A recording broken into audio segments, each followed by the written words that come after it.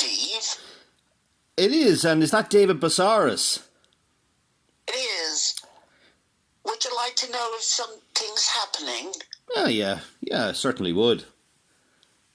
Well, I've 5 solo albums, they can be heard on this and that. New Form of Beauty comes out next year. And also, there's something stewing in a pot.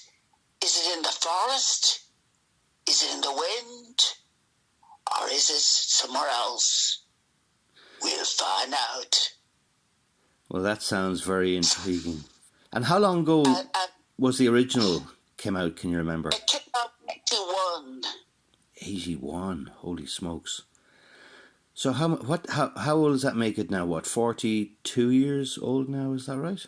81, 40 odd years anyway old now. Yeah. I think you told me one day you kind of grew up like in Leo Sayre. Would that be right? Thank you very much, David. Yeah, thanks for letting that one out of the bag. Yeah. Yeah, well, I suppose, back when I was very, very, very young, I used to listen to Leo Sayre. Yeah. There's nothing wrong. Stephen would listen to Leo Sayre, the one-man band and all that kind of thing, and the show must go on. Was that right? That's right, yeah. And moonlighting and all that stuff. Yeah, no, I liked this stuff when I was very little. But the first single I actually ever got, I was 7 years of age. It was a 45 single. It was the Boomtown Rats, Someone's Looking at You.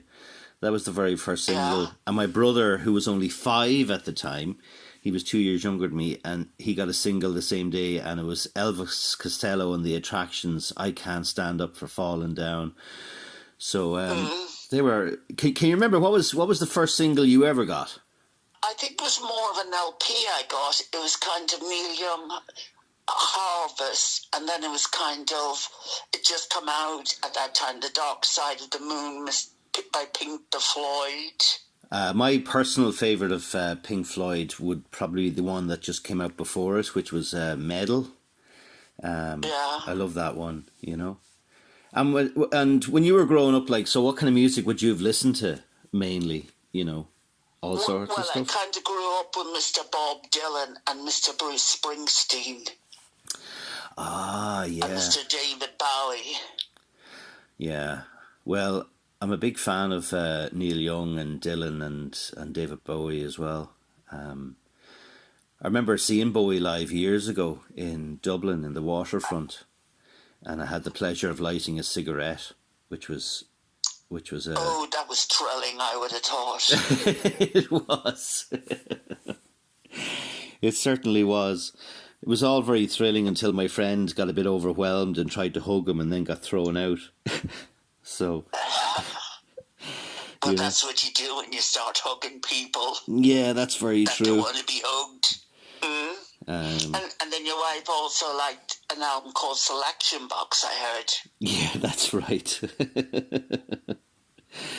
Yeah, that's a really good album. Do you know who made that album? Do you know? I heard a guy called David Busaras done it, but that kind of a geezer kind of fella. Oh, right. And has he done any other albums, this guy? I think he done another 4 after that one. Oh, right. Yeah. And then I think he started working with a guy, but there's something stewing in a pot or something. Something. We'll find out next year. And then you kind of meet crazy people, I'm sure in your line of work and my line of work, you meet some crazy people down the line. Oh, you meet all sorts of characters. Absolutely. Some very, very, very bizarre characters. Have you ever met any bizarre characters? Yeah, like I met this guy called Bob Elvis, and he thought he was the son of Elvis Presley. He thought he was the son of Elvis Presley? Yeah, and then he sung Snowdrops and Daffodils Things of the Night. And then he also sung Please Release Me, Let Me Go. That song.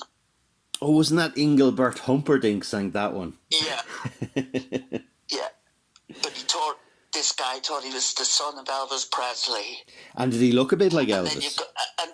and no, not Rick, not a little bit even like him. And then you've got somebody like Aidan Walsh, the master of the universe, you know. Yeah, he sounds like an interesting character.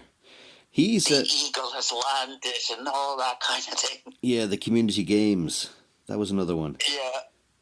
Yeah. And okay, you put your left foot in, your right foot out.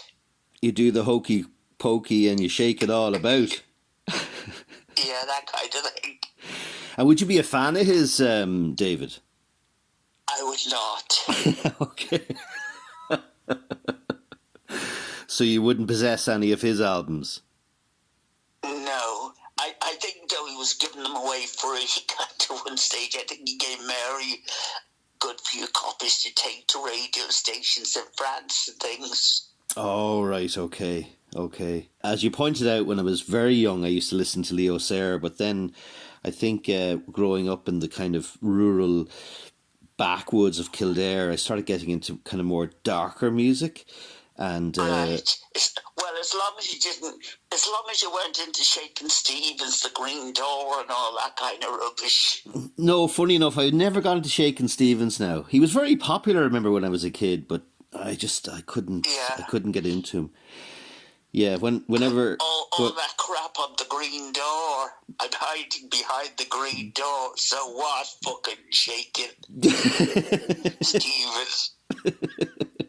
What do you think he was doing behind that green door? Shaking his ass, I think. All right.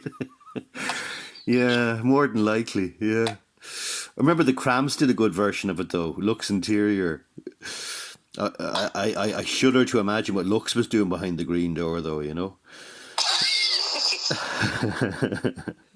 When I was sort of in my early teens, that's when I discovered, you know, Your Good Self with the Virgin Prunes and stuff like that. And I would have listened to Bauhaus and the Sisters of Mercy and all those sort of bands, you know. But I remember my poor mother was a bit distraught because I think I told you the story where I was listening to Beast. The Beast of the Seven Sucks or whatever it's called. That's right, yeah. Yeah. From New Form of Beauty. That's right. That was from the 12-inch. Yeah. Yeah, I remember listening to that in my room, and I think she thought I'd open some portal into like another dimension and release some sort of, you know, dark forces or something into the house. So you can truthfully say your mum didn't dig that song. Well, I think, to be honest with you, I think she was just bewildered because she didn't know what it was, you know, and I just said, oh no, it's really good, it's great, and she was just like, I think, yeah, she just didn't know what to make of it at all, you know. Did she think her son was losing it very quickly? More than likely, yeah, more than likely. I think that'd be a fairly good assumption that she thought, yeah, this is it now. He's crossed over into some other realm and never to return again, you know. I listen to all kinds of music. I think if you're in my business, you've got to be up to date with as much as you can. Yeah, definitely. And I was going to say, so have you bought any stuff recently? Any new albums, or have you not been? I'm always buying albums. Are you? How many CDs did you say you have? I don't know. It'd be into the thousands. Holy smokes, Janie Mac. It's like yourself, you know. A storyteller has to be up to date with his stories and know what he's saying and doing. Yeah, well, and kind of know what other people are doing too. Yeah, that is true. That is true. I have a big collection of books and stuff like that, different stories and different writers and stuff like that, you know. Yeah, always... and I'm sure some of them are the shitest things you've ever heard in your life. Like everyone else. In music and all, you get the shite people and the good people. Well, you know, that's it. I mean, I suppose, but then they say, you know, was it beauty is in the eye of the beholder, and one man's poison is another man's meat, and all this kind of stuff. Yeah, but some you know, some is beyond repair, as they say. Yeah, I know. Yeah, you kind of, I think one of the problems with being a storyteller is that people think everyone and anyone can do it, you know? I think, Yeah. you know, at least when you're a musician, you kind of you have to be able to know how to play an instrument, or you have to be able to sing, or, you know, and I think people are kind of, you know, they sort of, that's Unless you're expected. somebody like Aidan Walsh, you know, then you just do bad things, and it's kind of probably like people are laughing at you, not they'll clap because they're laughing at you nearly, and they go home and say that was a good night's entertainment. That was an experience. Yeah, definitely an experience.